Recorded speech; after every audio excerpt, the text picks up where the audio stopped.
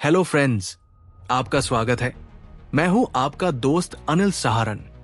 आज हम बात करने वाले हैं एसेंशियलिज्म ग्रेग मक्योन के बारे में। सुबह के 8 बजे हैं। वो जल्दी जल्दी लैपटॉप खोलता है। जूम कॉल शुरू होने वाली है। एक हाथ में ब्रेड का टुकड़ा है, दूसरे में फोन। बॉस का मैसेज आया है, can you handle this presentation to. वो थका हुआ है लेकिन फिर भी रिप्लाई करता है, श्योर, आई गॉट इट। शाम तक उसे अपने बच्चे के साथ खेलना था, लेकिन अब उसे एक और रिपोर्ट तैयार करनी है। उसके दोस्त की शादी है पर वो नहीं जा सकता क्योंकि उसका मैनेजर ने अर्जेंट काम दे दिया है। उसे लगता है कि अगर उसने ना कहा तो लोग उसे इररिस्पॉन्सिबल समझेंगे। वो पीछे छूट जाएगा, उसे गिल्ट होगा और इसी गिल्ट में वो हर दिन खुद को खोता जा रहा है।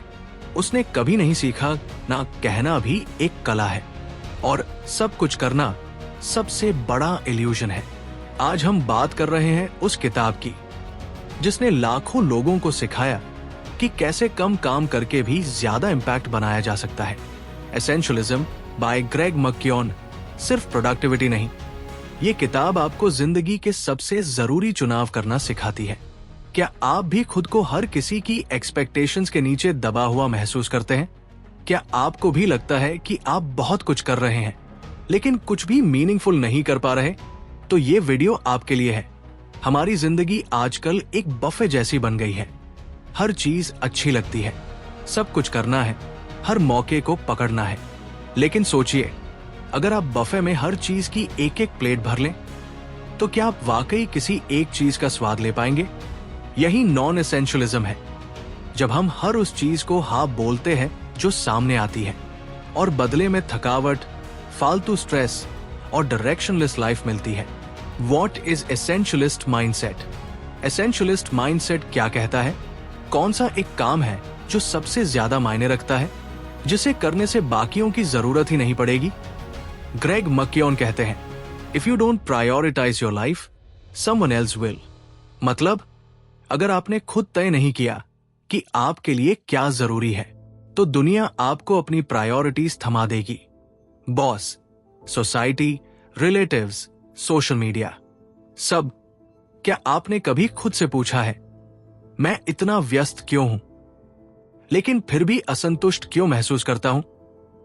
मैं दिन भर काम करता हूं लेकिन फिर भी लगता है जैसे कुछ अधूरा छूट रहा है। शायद क्योंकि आपने जरूरी और गैर जरूरी के बीच का फर्क अब तक साफ नहीं किया। रमेश एटी में काम करता है। हर कोई उसे कॉल करता है, भाई हेल्प कर दे, भाई बैकअप ले लेना, क्लाइंट को समझा देना, और वो कभी ना नहीं कहता। उसका लॉजिक सिंपल है, सभी को हेल्प करना चाहिए। लेकिन 1 साल बाद ना प्रमोशन मिला, ना पीस। क्यों? क्योंकि वो सबके लिए अवेलेबल था पर अपने लिए नहीं। एसेंशियलिस्ट माइंडसेट कहता है, everything is noise, only a few things are truly essential, और उन्हीं पर एनर्जी लगाओ। आज ही एक काम करो, एक कागज लो, 2 कॉलम बनाओ। Important for me, just keeping me busy. अब हर रोज के कामों को लिस्ट करो। You'll be shocked. जरूरी कामों में निवेश करना एक तरह से अपने भविष्य में निवेश करना है। और याद रखो, success doesn't come from doing more, it comes from doing less but better. तो आपने देखा कि कैसे एसेंशियलिस्ट माइंडसेट हमें डायरेक्शन देता है। अब बात करते हैं उस प्रिंसिपल की जो आपके हर दिन को क्लैरिटी दे सकता है। Less but better. Meet Shilpa, एक ब्रिलियंट ग्राफिक डिजाइनर है। दिन में लोगो बनाती है, रात को फ्रीलांस लेती है, वीकेंड में रील्स बनाती है। हर कोई कहता है तू तो बहुत मल्टी टैलेंटेड है, पर शिल्पा कहती है, मुझे पता नहीं चल रहा कि मैं किस चीज में अच्छी हूं, मैं बस थकती जा रही हूं। ग्रेग मक्योन यही बताते हैं, the way of the essentialist is not about how to get more things done, it's about how to get the right things done. मतलब, काम ज्यादा करना कोई अचीवमेंट नहीं है, सही काम करना ही असली सक्सेस है। सोचिए, एक बल्ब और एक लेजर बीम दोनों में रोशनी होती है। बल्ब हर तरफ फैला हुआ होता है, उजाला जरूर देता है लेकिन कमजोर। लेजर एकदम फोकस्ड होता है और उसी फोकस से मेटल तक काट देता है। आप बल्ब की तरह फैल रहे हो या लेजर की तरह कटिंग एज बन रहे हो? क्या आपकी एनर्जी हर किसी की एक्सपेक्टेशंस में खर्च हो रही है? क्या आपने अपने दिन की 100% ताकत सिर्फ 20% रिजल्ट देने वाले कामों में लगा दी है? तो अब वक्त है पूछने का, मुझे सब कुछ क्यों करना है? स्टेप 1, अपने गोल्स की लिस्ट बनाओ, 10 काम जो इस महीने करने हैं। स्टेप 2, सिर्फ एक चुनो जो सबसे ज्यादा फर्क ला सकता है। स्टेप 3, बाकी को साइड करो, temporarily eliminate. Eliminating the non-essential is not a one-time event. It is a constant discipline. Shilpa ने एक दिन सब पॉज कर दिया, सिर्फ ब्रांडिंग डिजाइन पर फोकस किया। 6 महीने बाद niche clients, premium work, creative freedom. कम किया लेकिन बेहतर किया। Multitasking is a trap, excellence is a result of subtraction.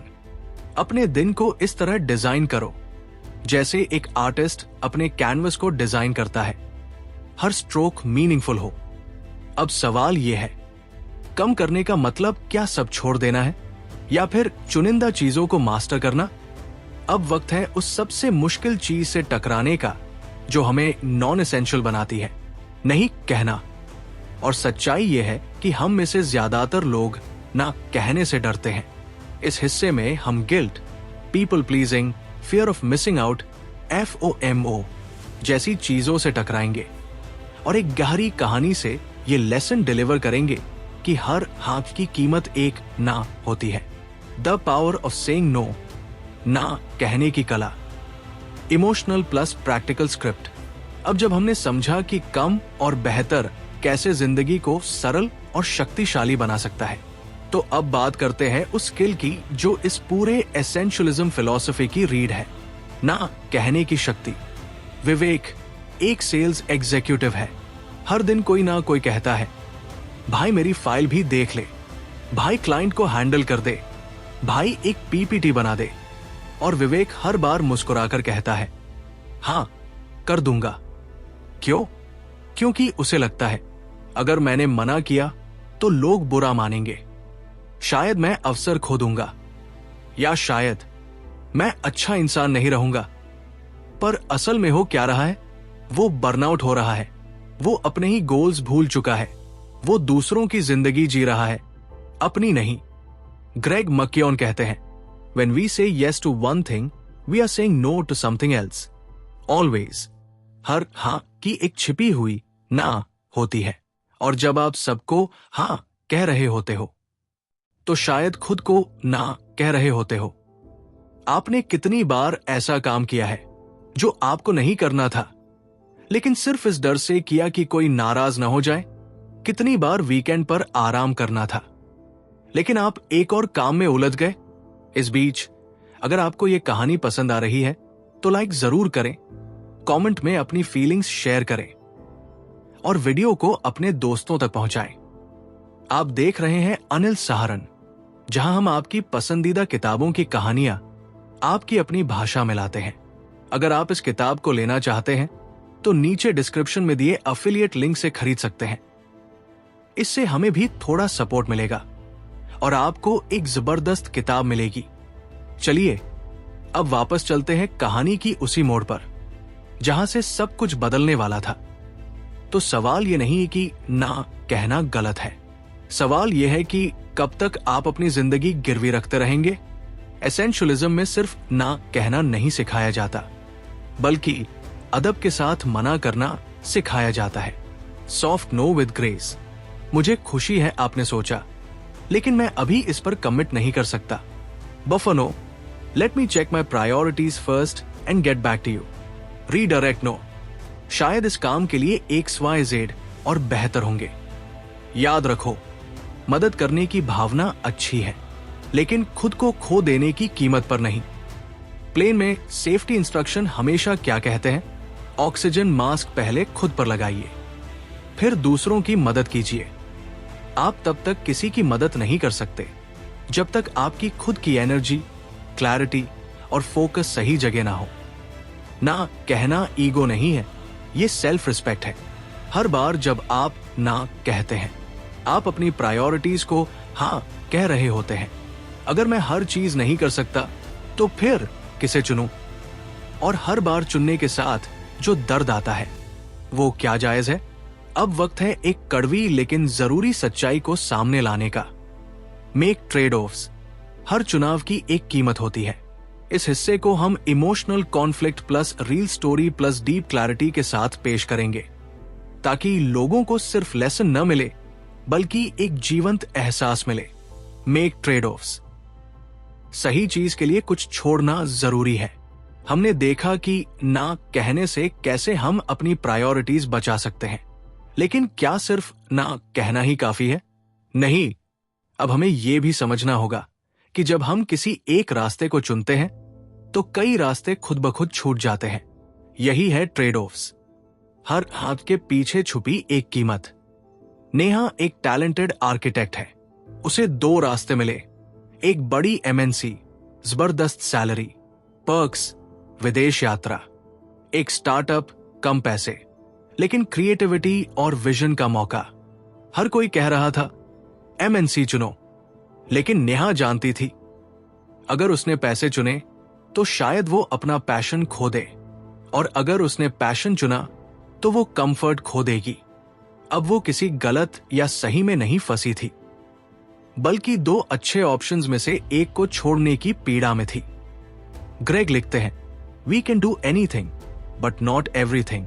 मतलब जिंदगी में हम सब कुछ नहीं कर सकते, हमें ट्रेड ऑफ्स चुनने पड़ते हैं और वो पेनफुल हो सकते हैं, पर यही एक मैच्योर इंसान की पहचान है, जो अपनी प्रायोरिटीज को क्लियरली जानता है और बाकी को छोड़ने की हिम्मत रखता है। आप एक साथ 5 करियर नहीं बना सकते। आप हर वीकेंड हर दोस्त की शादी में नहीं जा सकते। आप हर ट्रेन में नहीं चल सकते और फिर भी खुद को खोना नहीं चाहते। आपको तय करना पड़ेगा आपका सच क्या है और उसके लिए आप क्या छोड़ सकते हैं। सोचिए, आप एक रेस्टोरेंट में जाते हैं, मेन्यू बहुत लंबा है, Chinese, Mughlai, Italian, south Indian.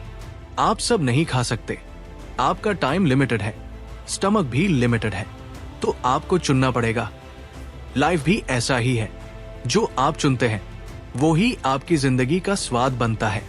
बाकी सब मिस्ड कॉल्स होते हैं, जिनकी रिंगटोन आपको डिस्ट्रैक्ट करती है पर कनेक्ट नहीं करती। स्टेप 1, अपनी टॉप 3 प्रायोरिटीज लिखो इस साल की। स्टेप 2, हर नए अपॉर्चुनिटी को पूछो, क्या ये मेरी टॉप प्रायोरिटीज से जुड़ा है। स्टेप 3, अगर नहीं तो ग्रेसफुली रिजेक्ट करो। If it's not a clear yes, it's a clear no. Neha ने स्टार्टअप चुना। 3 साल बाद वो एक क्रिएटिव डायरेक्टर है, अपने विजन पर काम कर रही है। पैसे शायद कम थे, लेकिन शांति बहुत ज्यादा थी, क्योंकि उसने अपने लिए चुना और बाकी सबको छोड़ने की हिम्मत दिखाई। Greatness comes not from doing more but from choosing better. हर हाँ एक कुर्बानी है और हर कुर्बानी एक दिशा तय करती है। लेकिन अब असली लड़ाई शुरू होती है, अंदर की लड़ाई। क्योंकि हर दिन इतनी नॉइज है, इतने ऑप्शंस, इतनी अर्जेंसी कि इंसान सोचने का वक्त ही नहीं निकाल पाता। और जब सोचने का वक्त नहीं होता तो जिंदगी किसी और के प्लान पर चलने लगती है। अब बारी है अगले पड़ाव की। Create space to reflect. सोचने का समय बनाना ताकि जिंदगी हमारे कंट्रोल में रहे। Create space to reflect. सोचने के लिए रुकना भी एक सफर है। जब हमने सीखा कि जिंदगी में हर चुनाव एक कीमत लाता है, तो अब सवाल यह है कि वो चुनाव कैसे करें। हर चीज अर्जेंट लगती है, हर दिन भागदौड़ में कटता है और इसी में हम खुद को खोने लगते हैं। इसलिए अब अगला कदम है रुकना, सोचना और खुद से जुड़ना। रमेश एक सक्सेसफुल मैनेजर है। हर दिन meetings, calls, deadlines, performance reviews. वो हर साल प्रमोशन पा रहा था, लेकिन एक दिन अचानक बर्नआउट। डॉक्टर ने कहा सब ठीक है मेडिकली, लेकिन खुद रमेश ने कहा मैं ठीक नहीं हूं। मुझे नहीं पता कि मैं ये सब क्यों कर रहा हूं। क्योंकि वो कभी रुका ही नहीं, कभी सोचा ही नहीं, कभी खुद से पूछा ही नहीं कि आखिर मैं जा कहा रहा हूं? ग्रेग कहते हैं, in order to discern the essential we need space to think, we need room to breathe. अगर हम खाली जगह नहीं बनाएंगे तो हमारी प्रायोरिटीज घुट जाएंगी, हम मशीन्स बन जाएंगे, इंसान नहीं। आज के टाइम में हम क्या करते हैं? खाली समय मिला मोबाइल, लिफ्ट में खड़े हैं रील्स, मेट्रो में सफर कर रहे हैं यूट्यूब शॉर्ट्स, खाना खाते वक्त नेटफ्लिक्स। हम सोचने से बच रहे हैं क्योंकि सोचने का मतलब है खुद से टकराना, और वो अनकंफर्टेबल होता है। रुको एक पल और खुद से पूछो, मैं जो कर रहा हूं क्या वो सच में मेरी चॉइस है? मैं जिस डायरेक्शन में भाग रहा हूं क्या वो मुझे शांति देगा या सिर्फ और दौर? मैं किसके लिए जी रहा हूं, अपने लिए या दूसरों की एक्सपेक्टेशंस के लिए? वीकली रिफ्लेक्शन टाइम, हर हफ्ते 1 घंटा अकेले में बैठो, नोटपैड या जर्नल लेकर बस 3 सवालों के जवाब दो। इस हफ्ते मैंने क्या सीखा, मुझे क्या अच्छा लगा बटा क्या नहीं, मैं क्या बदलना चाहूंगा? Morning silence, 5 minutes rule. दिन की शुरुआत सोशल मीडिया से नहीं बल्कि 5 मिनट शांत बैठकर करो। Breathe, observe, listen to yourself, walk without phone. रोज 15 मिनट की वॉक, बिना किसी डिस्ट्रैक्शन, सिर्फ अपने अंदर झांकने के लिए। रमेश ने एक फैसला लिया, हर रविवार सुबह वो खुद से मिलना शुरू किया। वॉक्स, जर्नलिंग, अनप्लग्ड मॉर्निंग्स। 3 महीने बाद उसके अंदर क्लैरिटी थी। उसने जॉब नहीं छोड़ी, लेकिन अब वो उस जॉब को कॉन्शियसली कर रहा था। उसके पीछे एक मकसद था। अगर आप सोचने के लिए समय नहीं निकालते तो जल्द ही आपको पछतावे के लिए समय निकालना पड़ेगा। रिफ्लेक्शन कोई लक्ष्योरी नहीं है, ये जरूरत है। जिंदगी की डायरेक्शन तभी सही होती है जब हम कभी कभी रुककर कहाँ जा रहे हैं देख लें। जब हम सोचते हैं तो जरूरी और गैर जरूरी चीजों की भीड़ सामने आती है। हर चीज इंपॉर्टेंट लगती है, हर टास्क जरूरी लगता है। अब वक्त है क्लैरिटी का, brutal clarity. Focus on the vital few, जो वाकई मायने रखता है, बस उसी को पकड़ो। जब हमने खुद को रुकने, सोचने और समझने का वक्त दिया तो अब हमें दिखने लगा कि हमारी जिंदगी में कितनी चीजें बस भीड़ है। बहुत कुछ कर रहे हैं, पर असली सवाल है, क्या हम वही कर रहे हैं जो सच में जरूरी है? अब वक्त है वाइटल फ्यू को पहचानने का, वो चंद चीजें जो आपकी जिंदगी का रुख बदल सकती है। अंजलि एक यंग एंटरप्रेन्योर है। उसका स्केड्यूल हमेशा फुल रहता है। Emails, meetings, content planning, social media, client calls. वो दिन भर कुछ न कुछ करती रहती है, लेकिन फिर भी रिजल्ट नहीं मिलते। एक दिन थक हारकर उसने बैठकर सोचा, मैं सब कुछ कर रही हूं पर कुछ भी आगे नहीं बढ़ रहा। क्यों? उसने एक पेपर लिया, सारे टास्क लिखे और देखा 90% टाइम वो उन चीजों में बर्बाद कर रही थी जो इम्पैक्टफुल नहीं थी। बस तभी उसे समझ आया, success is not about doing more, it's about doing less but better. Greg लिखते हैं, the wisdom of life consists in the elimination of non essentials. मतलब जिंदगी की असली समझ तब आती है जब हम गैर जरूरी चीजों को हटाना सीख जाते हैं। सोचो, तुम्हारे पास एक दिन में सिर्फ 24 घंटे हैं। तुम इन 24 घंटों में 10 WhatsApp chats, 20 email replies, 3 social media Scrolls, 5 छोटे मोटे काम और सिर्फ 1 घंटा वो काम जो तुम्हारे सपने को जिंदा रखता है, तो असल में तुम क्या बना रहे हो? भीड़, बर्नआउट और धीरे धीरे खुद से डिस्कनेक्ट।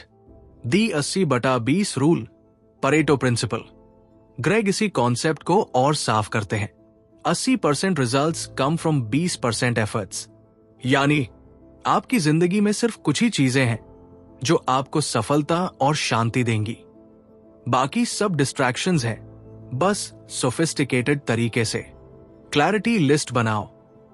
एक कागज लो, वो 3 काम लिखो जो अगर आज पूरे हो जाए तो तुम्हें लगेगा आज का दिन सफल था। Eliminate ruthlessly. हर टास्क से पूछो, क्या ये मेरे लिए एसेंशियल है? अगर जवाब नहीं तो डिलीट कर दो गिल्ट के बिना। Block time for vital work. जो सबसे जरूरी 2 काम है उनके लिए दिन में प्राइम टाइम रिजर्व करो, बिना नोटिफिकेशन, बिना कोई और काम। Do fewer things but do them insanely well. Anjali ने अगले 30 दिन सिर्फ 3 कामों पर ध्यान दिया। Product development, direct client interaction, daily reflection. उसने बाकी सब चीजें या तो टाल दी या किसी और को डेलीगेट कर दी। रिजल्ट, सैम 24 घंटे, लेकिन अब वो दिन खत्म होने पर थकी नहीं होती थी। वो कंप्लीट महसूस करती थी। सब कुछ करना बंद करो, बस वही करो जो वाकई में तुम्हारी जिंदगी बदल सकता है। Don't confuse movement with progress. Focusing on the vital few isn't laziness, it's intelligence. अब जब हमने समझा कि कुछ ही चीजें मायने रखती हैं, तो अगला कदम है उन कामों को एक्सिक्यूट करने की कला। क्योंकि जानना काफी नहीं होता, करना जरूरी होता है। जब हमने चुना कि हमें अब सिर्फ उन कामों पर ध्यान देना है जो वाकई मायने रखते हैं, तो हम काम में लग गए। हम दिन रात मेहनत करने लगे। पर 1 हफ्ते, 2 हफ्ते, 1 महीना, फिर भी कोई बड़ा रिजल्ट नहीं आया। यही सबसे बड़ा धोखा होता है। लोग सोचते हैं क्लैरिटी और मेहनत फटाफट रिजल्ट, पर सच्चाई, जिंदगी का असली ट्रांसफॉर्मेशन धीमे होता है और इसके लिए चाहिए धैर्य। दीपक एक पैशनेट राइटर था। उसने अपने दिल से एक ब्लॉग शुरू किया। हर दिन एक पोस्ट लिखता, लोगों की मदद करता। 1 महीना व्यूज नहीं, 2 महीने कोई कमेंट नहीं, 3 महीने खुद से सवाल करने लगा, क्या ये सब बेकार जा रहा है? मैं ही गलत हूं शायद। फिर उसने लिखना छोड़ दिया। 6 महीने बाद एक बड़ी इन्फ्लुएंसर ने उसकी पुरानी पोस्ट पढ़ी और शेयर की। वो वायरल हो गई, लेकिन दीपक तब तक हार चुका था। उसने खुद को मौका ही नहीं दिया फल का। ग्रेग कहते हैं, essentialism is not about quick wins, it's about long term clarity with short term patience. मतलब सही रास्ता अक्सर धीमा होता है, लेकिन ठोस होता है। जो फल जल्दी मिल जाए वो ज्यादा देर नहीं टिकता। रिलेटेबल ट्रूथ, यूथ की सबसे बड़ी गलती। आज का यूथ सब कुछ जल्दी चाहता है। 30 दिन में बॉडी, 3 महीने में यूट्यूब ग्रोथ, 7 दिन में हैबिट चेंज, 5 घंटे में कोर्स कंप्लीट। पर सच्चाई यह है कि ग्रोथ एक बीज की तरह होती है। आप पानी देते रहो, धूप मिलती रहे, और दिन आएगा जब वो फूटेगा। पर पहले वो जड़ें बनाता है और वो दिखती नहीं। क्या आपने कभी चाइनीज बैम्बू ट्री की कहानी सुनी है? पहले 5 साल तक जब आप उसे सींचते हो तो जमीन से ऊपर कुछ भी नहीं उगता। 5 साल तक कुछ भी नहीं। फिर 5वें साल में वो 6 हफ्तों में 90 फीट ऊंचा उगता है। सवाल ये नहीं कि वो 6 हफ्तों में बढ़ा, सवाल ये है कि क्या अब 5 साल तक खुद को धोखा दिए बिना धैर्य रख पाए। लॉन्ग टर्म लेंस रखो। हर काम से ये मत पूछो कितना चला, पूछो क्या मैं इसे अगले 2 साल तक करने के लिए तैयार हूं। माइक्रो विंस सेलिब्रेट करो। हर दिन की कंसिस्टेंसी को रिवॉर्ड करो, भले रिजल्ट ना आए। खुद को याद दिलाओ, मैं प्रोसेस से जुड़ा हूं, ना कि सिर्फ आउटकम से।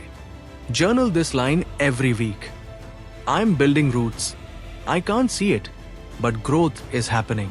दीपक की कहानी हमें बताती है कि सिर्फ क्लैरिटी और मेहनत काफी नहीं। अगर उसमें पेशेंस नहीं है तो हम दरवाजा खुलने से पहले ही लौट जाएंगे। जो लोग धैर्य रखते हैं वही असली रिजल्ट देखते हैं। बाकी लोग तो बीच रास्ते से वापस लौट जाते हैं। फास्ट रिजल्ट्स की चाहत आपको कंफ्यूजन में डाल देती है। स्लो सक्सेस परमानेंट होती है।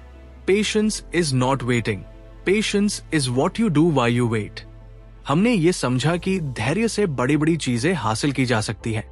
पर अब एक सवाल और उठता है, क्या हमारा वातावरण हमें उस पेशेंस और फोकस को बनाए रखने दे रहा है? हर दिन जब हम उठते हैं, क्या हमारे आसपास की चीजें हमें हमारे मकसद की याद दिलाती है या डिस्ट्रैक्ट करती है? अपने एनवायरनमेंट को सक्सेस के लिए डिजाइन करना। रोहित ने डिसाइड किया कि वो रोज सुबह वर्कआउट करेगा। उसने जिम मेंबरशिप ली, वर्कआउट क्लोथ्स खरीदे, यूट्यूब पर वर्कआउट प्लेलिस्ट बनाई। पर हुआ क्या? पहले 3 दिन जिम गया, फिर एक दिन रात को लेट सो गया, सुबह उठा बिस्तर से निकला नहीं, फिर सोशल मीडिया स्क्रॉल किया, फिर एक नोटिफिकेशन से काम में लग गया, फिर वही पुराना लूप शुरू हो गया। रोहित की प्रॉब्लम मोटिवेशन की नहीं थी, उसका एनवायरनमेंट उसे साइलेंटली पीछे खींच रहा था। ग्रेग कहते हैं, if you don't design your environment, someone else will. और ज्यादातर केसेस में वो समवन एल्स होता है। सोशल मीडिया, एड्स, सोसाइटी और आपकी पुरानी आदतें। कितनी बार आपने ये नोटिस किया है, आप वर्क करने बैठे पर फोन वाइब्रेट किया, ध्यान चला गया, स्टडी करना था लेकिन टेबल पर स्नैक्स थे, आप खाने लगे, मेडिटेशन शुरू किया लेकिन रूममेट लाउड म्यूजिक चला रहा है, मूड खराब। रिजल्ट, फिर आप सोचते हो मेरे अंदर डिसिप्लिन नहीं है, जबकि असल में प्रॉब्लम बाहर की सेटअप में है, अंदर की नहीं। फिजिकल स्पेस, चीजों को सेट करो, सोचने की जरूरत ना पड़े।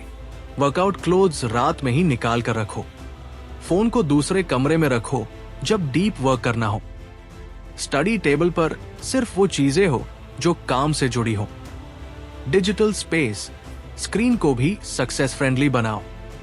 इंस्टाग्राम, यूट्यूब को होम स्क्रीन से हटाओ। बैकग्राउंड वॉलपेपर पर अपना गोल कोट लगाओ। नोटिफिकेशंस बंद कर दो उन एप्स की जो जरूरी नहीं है। सोशल स्पेस, लोगों को भी समझदारी से चुनो। जो लोग हर वक्त कंप्लेन करते हैं उनसे थोड़ा दूर रहो। ऐसे लोगों के साथ कनेक्ट करो जो ग्रोथ में बिलीव करते हैं। फैमिली को सॉफ्टली बताओ कि तुम किन बातों में फोकस करना चाहते हो। रोहित ने बस 3 चीजें बदली।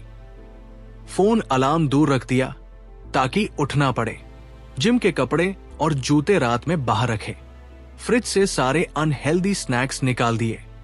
अब वो रोज जिम जाता है और उसे पुश नहीं करना पड़ता, क्योंकि उसके एनवायरनमेंट ने उसके लिए काम करना शुरू कर दिया। You don't rise to the level of your goals, you fall to the level of your systems. An environment is your biggest system. Discipline is overrated, design is underrated. अगर आपका वातावरण आपको याद नहीं दिलाता कि आप कौन बनना चाहते हो, तो वो धीरे धीरे आपको वो बना देगा जो आप कभी नहीं बनना चाहते थे। हमने अपने एनवायरनमेंट को डिजाइन किया, हमने डिस्ट्रैक्शन हटाए, सही चीजों पर फोकस करना सीखा। लेकिन अब असली गेम है एग्जीक्यूशन का, क्योंकि प्लान तो बहुत लोग बनाते हैं, लेकिन वो असली फर्क तभी दिखता है जब आप रोज अपने उस प्लान के पीछे डटकर खड़े रहते हो। अदिति हर महीने एक नया प्लानर खरीदती थी, नए गोल्स सेट करती, टाइम ब्लॉक करती, मोटिवेशन कोट्स लिखती, विजन बोर्ड सजाती, लेकिन महीने के अंत में सब अधूरा। क्यों? क्योंकि वो सिर्फ सोचती रही, लिखती रही, लेकिन एक्शन नहीं लिया। परफेक्ट प्लान की भूख में इम्परफेक्ट एग्जीक्यूशन कभी शुरू ही नहीं हुआ। ग्रेग मक्योन सीधे कहते हैं, ideas are worthless without execution. Discipline is the bridge between intention and result. मतलब सोचने से कुछ नहीं होगा। हर दिन जब आप खुद को पीछे खींचते हुए भी एक्शन लेते हो, वही है डिसिप्लिन। हम सोचते हैं पहले परफेक्ट समय आए फिर करूंगा। हम डरते हैं अगर मैंने किया और फेल हो गया तो। हम टालते हैं कल से शुरू करूंगा, आज तो मूड नहीं है। हम उम्मीद करते हैं कोई बाहर से आकर मुझे पुश करे, बट ब्रो कोई नहीं आएगा। आपको खुद को खींचना पड़ेगा और बार बार करना पड़ेगा, खासकर जब मन ना करे। मिनिमम एक्शन रूल, हर दिन कम से कम इतना जरूर करूंगा। बड़े टारगेट्स नहीं, एक छोटा सा एक्शन रोज। एग्जाम्पल, सिर्फ एक पैराग्राफ लिखूंगा, 5 पुशअप्स कर लूंगा, एक पेज पढ़ लूंगा। क्योंकि consistency, intensity. Time block, non negotiables, slot बना लो, बस वही करो उस टाइम में। मॉर्निंग 7 से 8 सिर्फ वर्क, इवनिंग 6 से 7 सिर्फ लर्निंग। ये सेक्रेट टाइम है, बाकी सब बाद में। अकाउंटेबिलिटी पार्टनर, किसी को बताओ जो पूछेगा किया या नहीं। दोस्त, भाई, माँ, कोई भी, सिर्फ उन्हें कहो कि वो रोज चेक करें। जब कोई देख रहा हो तो कमिटमेंट दुगनी होती है। No excuse list. खुद से पूछो, क्या वाकई में कारण है या सिर्फ बहाना?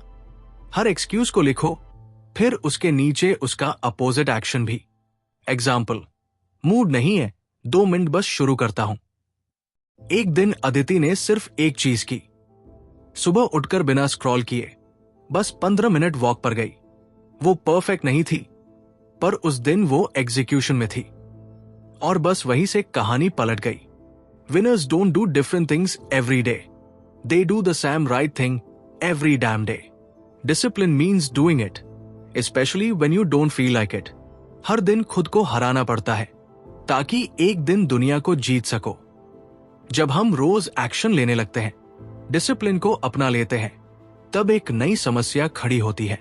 अब हम और करना चाहते हैं, हर दिन कुछ और भी जोड़ना चाहते हैं, लेकिन यही सबसे बड़ा धोखा छिपा होता है जो हमें फिर उसी लूप में धकेल सकता है जिससे हम निकले थे। अब वक्त है उस फाइनल ट्रूथ को अपनाने का जिसे ग्रेग मक्योन कहते हैं, the paradox of less. Neeraj ने पिछले 6 महीने में जिम ज्वाइन किया, मेडिटेशन शुरू किया, बिजनेस का नया आइडिया लॉन्च किया, ऑनलाइन कोर्स भी कर रहा था और हर हफ्ते एक नई किताब भी पढ़ता था। फिर क्या हुआ? एक दिन थक कर बिस्तर पर लेटा और बोला, I am doing so much, फिर भी कुछ हो नहीं रहा, मैं तो बस थक रहा हूं। रियलिटी, वो सब कुछ कर रहा था पर किसी भी एक चीज में नहीं गहराई तक गया। ग्रेग लिखते हैं, When we try to do it all, we achieve nothing of significance। और फिर वो बताते हैं कि कम करना पीछे हटना नहीं होता, बल्कि कम करना लेजर फोकस से बड़ा इम्पैक्ट बनाना होता है। ये वो पैराडॉक्स है जिसे बहुत कम लोग समझ पाते हैं। हमें लगता है अगर मैंने ये नहीं किया तो मैं पीछे रह जाऊंगा। सब कर रहे हैं, मुझे भी सब करना चाहिए, मैं सब मैनेज कर सकता हूं। अगर मैं कम करूंगा तो लोग क्या सोचेंगे? पर असल में हर चीज को करने की कोशिश में हम अपनी असली जीनियस खो बैठते हैं। जैक ऑफ ऑल ट्रेड्स बनकर मास्टर ऑफ नन मत बनो। एक स्टॉप डूइंग लिस्ट बनाओ। जैसे टू डू लिस्ट होती है, वैसे ही उन चीजों की लिस्ट बनाओ जो आप नहीं करोगे।